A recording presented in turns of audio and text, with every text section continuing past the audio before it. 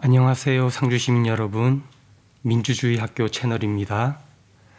이 채널을 만든 이유는 작년 여름부터 상주 국민체육센터 헬스장을 다니면서 시민들이 하는 이야기를 들었고 그 시민들의 궁금증을 함께 풀어가 보기 위해서 만들었습니다.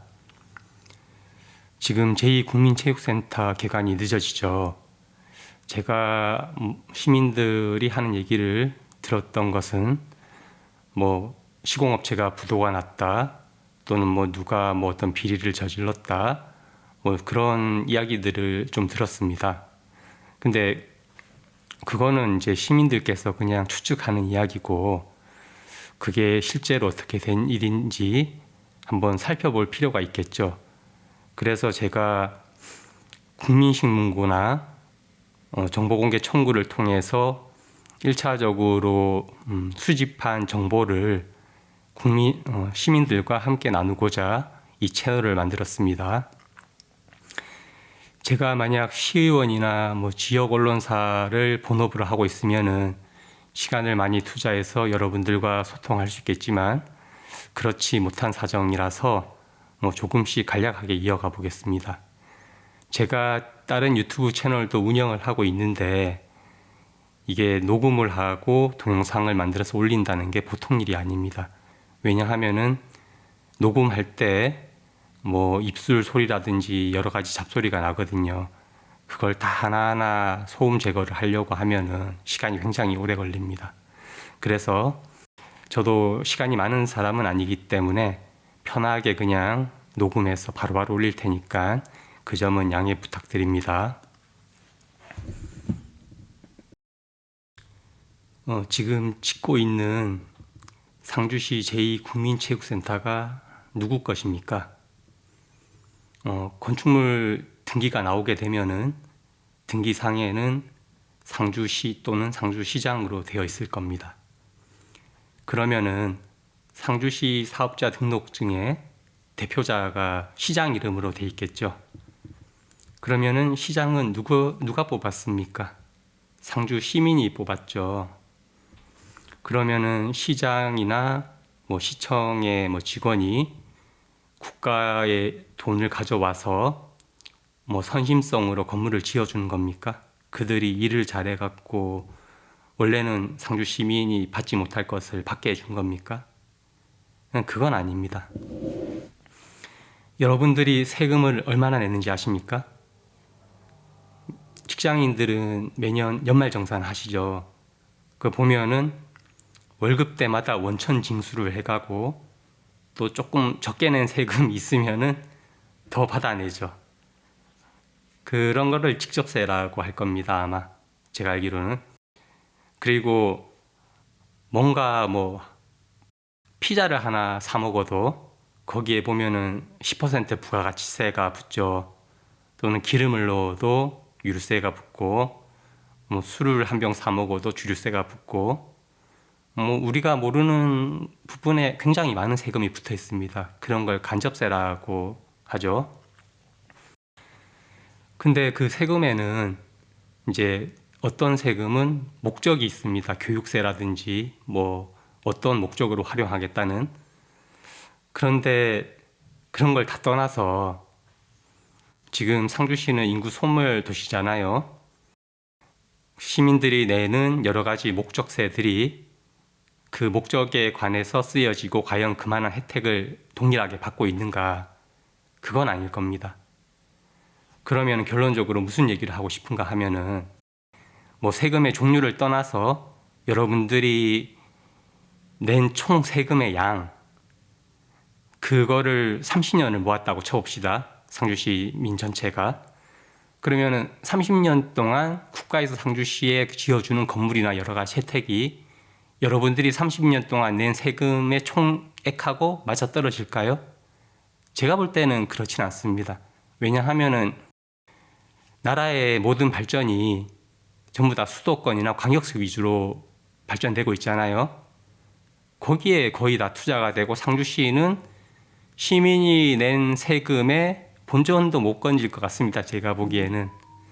그래서 뭐 상주시에 제2국민체육센터를 짓거나 또는 다른 건물을 짓거나 도로를 깔더라도 그게 나라에서 상주 시민한테 선심을 써주거나 뭘 혜택을 주는 게 아니고 여러분들이 낸 세금에서 다 나온다고 봐도 무방하다는 거죠. 오히려 여러분들이 낸 세금을 그만큼의 액수에 대한 혜택을 못 받고 있을 수도 있습니다. 결론은 뭔가 하면은 저건 여러분들이 낸 돈으로 짓는 건물이다. 그래서 여러분들이 충분히 관여할 권한이 있고 그리고 알 권리를 행사할 권한이 있다. 그걸 말씀드리고 싶습니다. 저거는 뭐 누가 잘해서 시에다가 뭘 해주고 그런 게 아니니까 여러분들이 주인이고 여러분들이 시장을 뽑았고 그러니까 여러분들이 알 권리를 행사할 이유가 있습니다. 자, 그럼 본론으로 들어가 보겠습니다. 그 전에 먼저 지금 함께 나누는 이야기의 근거가 어디서 나왔는가 또는 제가 보여드리는 자료의 근거가 어디에 속하는가 그걸 말씀드리겠습니다.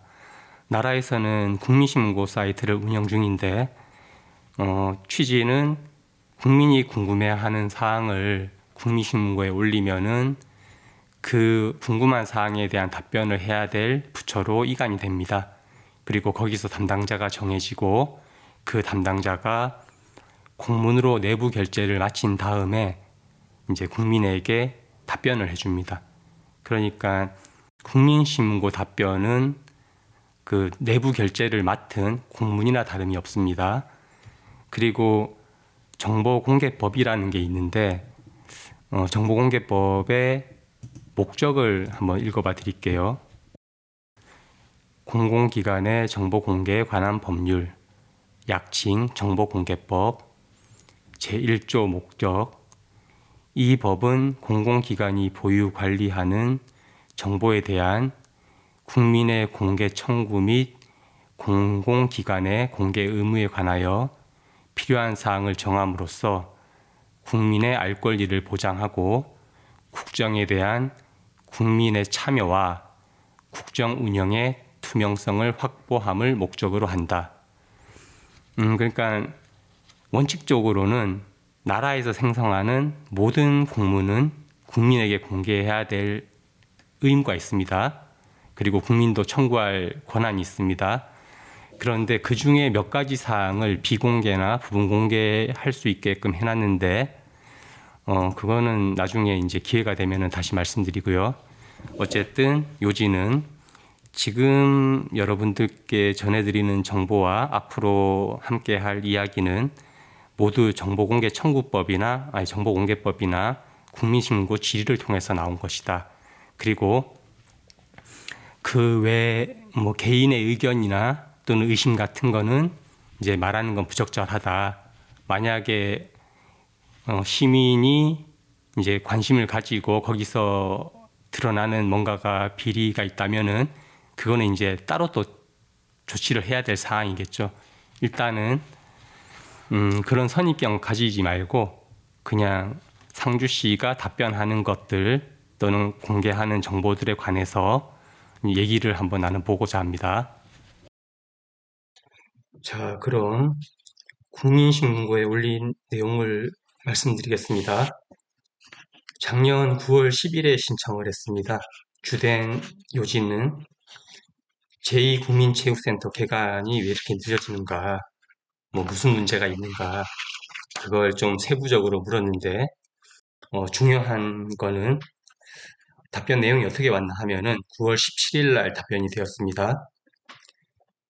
제2국민체육센터는 당초 준공 기일인 2024년 11월에서 6개월여 지체된 25년 5월에 사용 승인되어 여기서 사용 승인은 준공이랑 같은 말입니다.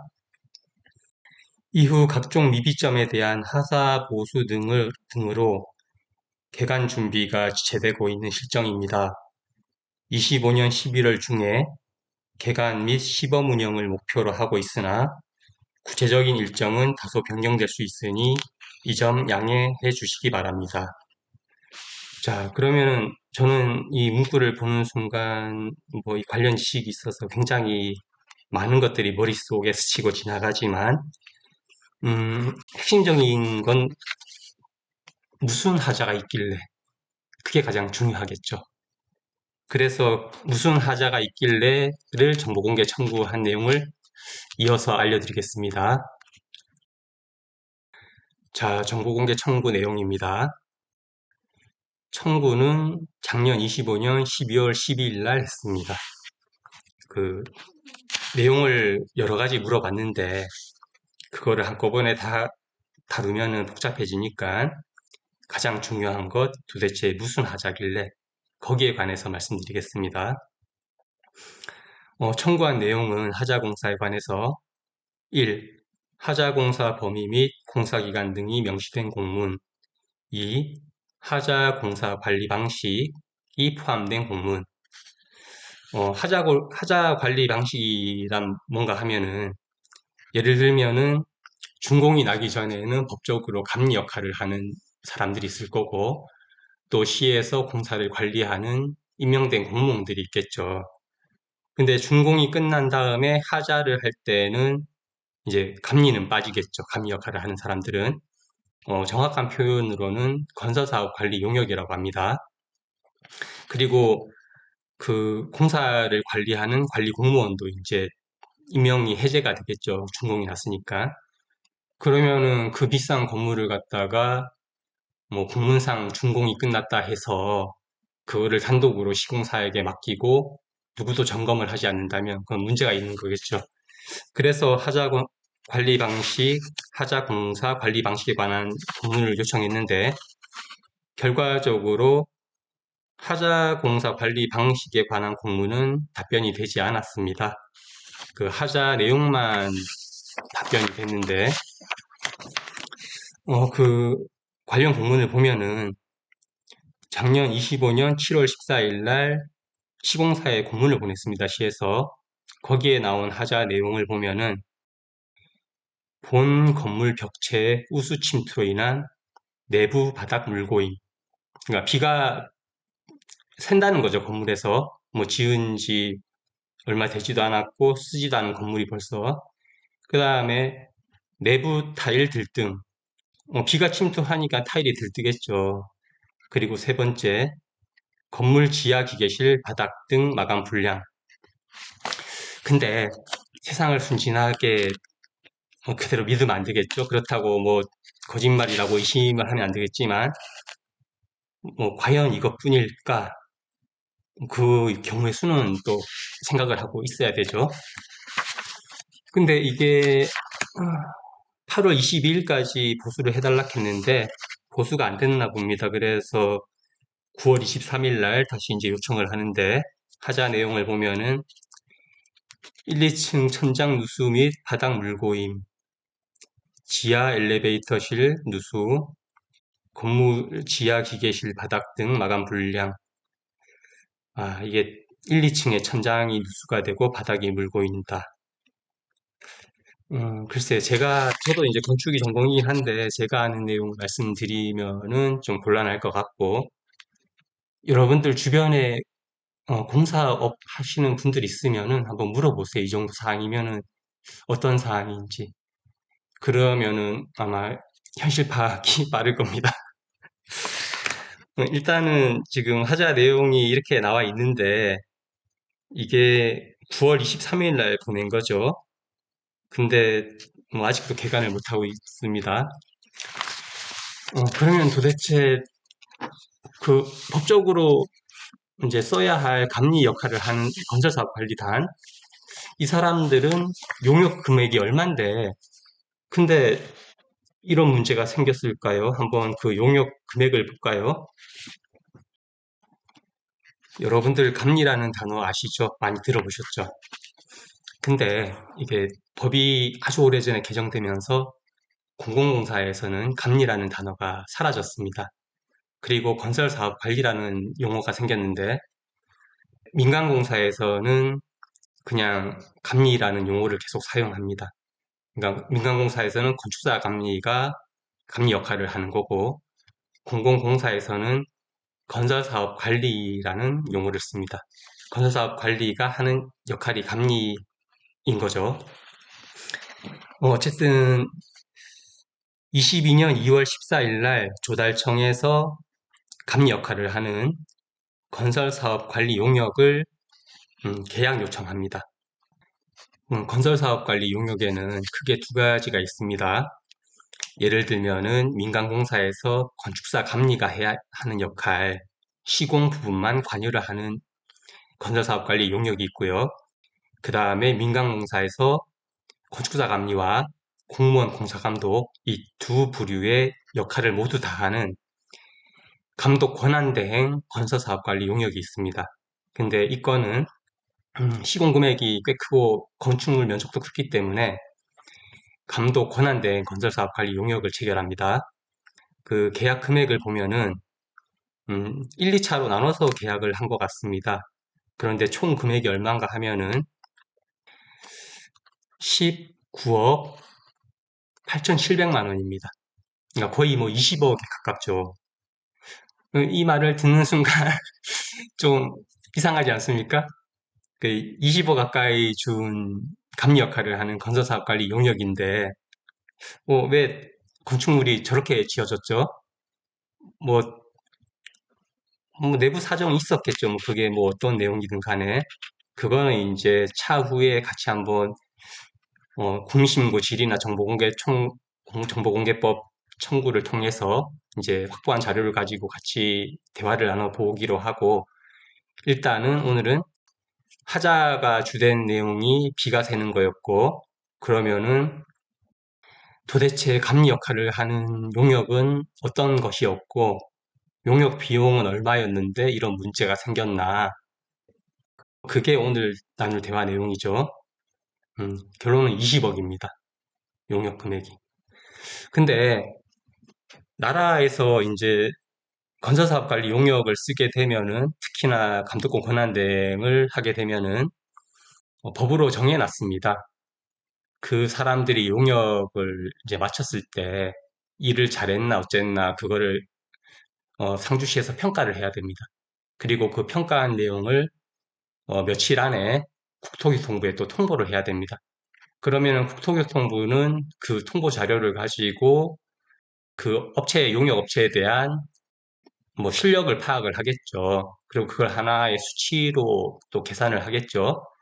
그러면은 그 용역 업체가 다음에 이제 또 다른 광급공사를 계약을 하려고 할 때 그런 것들이 제가 알기로는 아마도 뭐 점수 같은 걸로 작용을 하게 될 겁니다.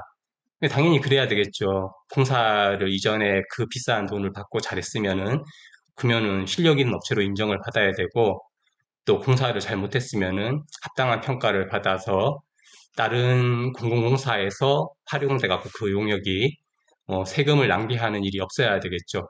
그런 취지에서 평가하는 그 절차를 만들어 놨습니다. 그 평가에 관한 공문도 정보공개 요청을 해서 받아놨는데, 근데 나중에 이제 그 평가를 어떻게 했는지도 한번 살펴봐야 될 내용입니다. 오늘은 여기까지만 하고요. 그리고 제가 지금 말씀드린 국민신문고 내용이나 정보공개 청구에 관한 내용은 어, 사이트를 제가 올려놓을 겁니다. 유튜브에 보면은 동영상 아래 더보기란을 누를 수 있는데 거기에 링크를 달아놓을 거니까 그 클릭해서 들어가서 보시면 됩니다. 그 누구나 다 볼 수 있게 되어 있습니다. 첫 동영상이었는데요.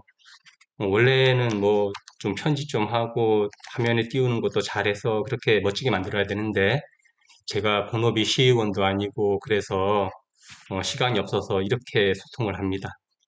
일단 보시고 다음에 또 시간이 나면은 영상 만들어서 올리겠습니다. 감사합니다.